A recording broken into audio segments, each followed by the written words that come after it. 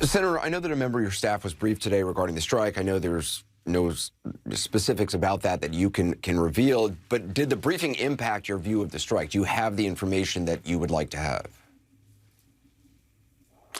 Well, Anderson, it's good to be with you. Yes, there was a briefing for staff members, and I had a representative there. And no, nothing that came out of the briefing changed my view that this was an unnecessary escalation of the situation in Iraq and Iran. While I can't tell you what was said, I can tell you I have no additional information to support the administration's claim that this was an imminent attack on Americans.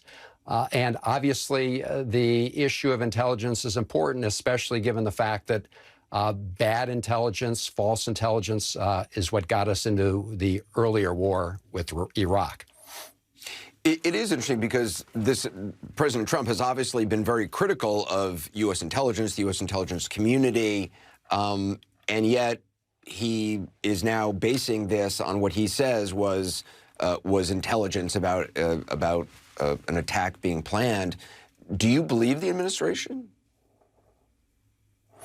Well, my view is you've got to be shown the evidence. There will be a briefing for senators on Monday. I hope the administration will come prepared to present the evidence about their claims at that time.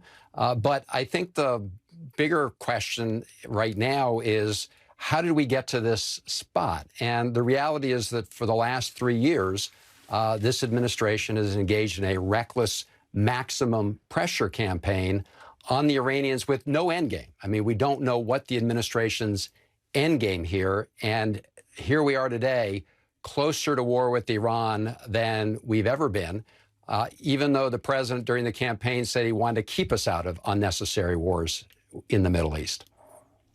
President Trump said today that they took action last night to stop a war. We did not take action to start a war. He also added that the world is safer without Soleimani. Do you believe it is safer now? I think the world is more dangerous. It's certainly a more dangerous place for Americans in the region today than it was yesterday. And if that was not the case, you would not have had the State Department issuing today a warning urging Americans to leave Iraq. They did that today. Today, the administration announced we're sending 3,000 more troops to the region. So clearly, the administration recognizes that this action has actually dramatically increased the risks in the Middle East, increased the risks of an attack from Iran. And it should be no surprise to anybody who's followed these issues that Iran does mean what it says when it says that this is essentially tantamount to an act of a war. Do you have any concerns that impeachment or domestic politics may have factored into President Trump's decision? Well, we know from the tweets that have surfaced today from 2012 that this was an idea that President Trump had. He, of course, at the time ascribed these motives to President Obama. President Obama, of course, did not attack Iran, but it was President Trump who obviously had this idea back in 2012. So, look, I think that we're in a very, very dangerous place. The president has taken us to this place without a strategy, without an end game.